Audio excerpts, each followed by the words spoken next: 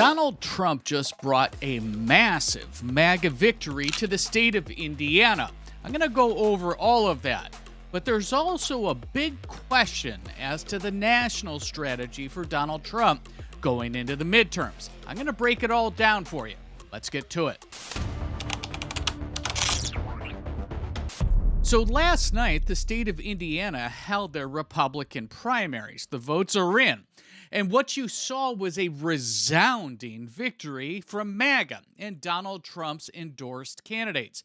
And if you can flash back a handful of months, many of the incumbents that got demolished and did not receive Donald Trump's endorsement, they were not for redistricting the Indiana state map. Donald Trump went AWOL on them and actually endorsed each one of their competitors. So let's look at this news clip real quick so that we can get just a little bit more detail on what we saw. State senators who defied him and helped defeat his redistricting effort there last year. Let's get right to CNN's Jeff Zeleny for the latest on what you are hearing and where things stand right now. Well, John, President Trump has been seeking revenge, and tonight he is getting it.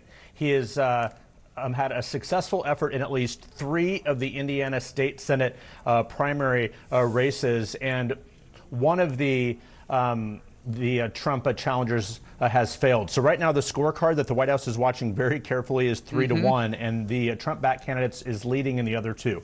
What are we talking about here? Why are we talking about the Indiana State Senate? Because the senators, the Republicans, who have served for nearly 20 years, each one of them who lost, voted against the president's redistricting plan last December. They said that they did not believe it was appropriate to redraw those maps. The White House has said, we are going to throw you out of office, and that is what is happening this evening. It was a dramatic campaign, millions of dollars spent, and the White House is winning this revenge war, if you will, tonight. Only one non-Trump backed challenger, Senator Greg Good, is holding on. His race was a bit peculiar. He was running against 2 people named Wilson, but he is holding on. So for the White House tonight, one bit of good news in this challenging midterm election year. So there's no doubt there's more than a bit of good news. And of course, CNN says that this is the revenge and vengeance tour. It's nothing like revenge. It's not like Donald Trump went out of his way. It's that these incumbents in the state of Indiana were not MAGA-based Republicans. They were RINOs that were uniparty and loved living in Indiana under their own rules. Well, the boss is back in town, and Donald Trump had none of it. And Scott Jennings goes one step further and really puts a finer point on exactly what we saw last night in Indiana. He's the boss of the party. I think Alyssa stated it very well. He calls the shots in the Republican Party, and if you go against that, he will pour his wrath out upon you, and it doesn't typically turn out well. As Harry Enton has said before, go against Trump in a primary and you wind up in the grinder. And that's what happened in Indiana. To me, what I was looking for tonight was the forward-looking lessons here. For instance, what's going to happen in Kentucky in a couple of weeks in that 4th congressional district where Thomas Massie is the one congressional Republican who has been the biggest thorn in Donald Trump's side. They have poured millions into that race, and a lot of people are wondering, could he withstand a challenge from a Trump-backed challenger there? If you look at what happened in Indiana tonight, and you're Thomas Massie tonight, or you're anybody else in a primary right now where Trump's on the other side of you, you got to be thinking, this is a bad night for me. But bottom line is, there's always plenty of money in politics, and it's always the president's priorities and prerogatives that call the shots in his or her political party, and here we are. So Scott Jennings put a great point on this, and there's no question that going against Donald Trump, you do that at your own peril. Just look at what happened with MTG, and there's a big question as to what's going to happen in the state of Kentucky. Our eyes are all over that race, and in fact, tonight, Tucker Carlson's going to be doing an interview with Massie, and it's going to be interesting to see how that long-form interview is received by Donald Trump and the masses tomorrow on through the news cycle. That said, so what we saw, let's kind of summarize this, is that Indiana Republican incumbents wanted no part of redistricting their state. Donald Trump told them to do it. They refused. thereby allowing more Democratic seats than what Trump wanted to see. And Trump backed their competitors, and all but just a handful of these incumbents, many of them who were there for 20 plus years, they're gone. So this was a resounding MAGA victory. But this is where the Trump strategy starts to get a big question mark. And I need you to be active in this. Tell me where we're wrong in the comments.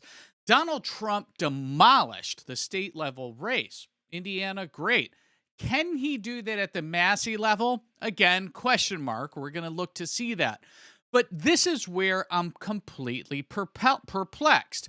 At the national level, right, with the state level representatives that go up to D.C., he's given uniparty Republicans, meaning Donald Trump has, to people like Maria Salazar. She's a South Florida congresswoman who she's the main author on the Dignity Act, which is a pathway to citizenship for illegal aliens. And Donald Trump has called her fantastic and doing great, and she gets my endorsement. And another one that's just completely perplexing is where Donald Trump continues to endorse Senator Lindsey Graham in South Carolina.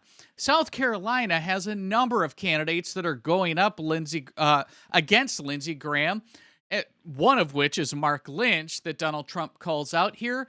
But the fact of the matter is this, is that Donald Trump, no question, has the swag and the power to affect the state level races and the state level congressmen and women. But the question that I have is, why is he supporting and endorsing people who are clearly neocons like Lindsey Graham, or people that are building pathways to citizenship, which was the #1 issue for voter turnout in 2024, meaning illegal immigration and the border. That's why you had crossover independents, Trump. So these type of endorsements is where the question mark or the Indiana experiment starts to turn a little more fuzzy.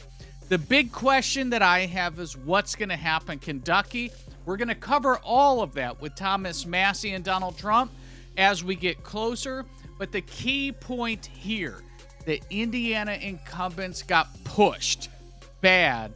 They failed in a resounding way. Donald Trump can take his victory, but Kentucky is next. So our very next story is going to be one that you don't want to miss. In this breakdown, I show you where Tim Walz and Ilhan Omar are under the microscope with the FBI, the Department of Justice, and the IRS. They have a lot of explaining to do. You do not want to miss this story. I give you everything you need to know.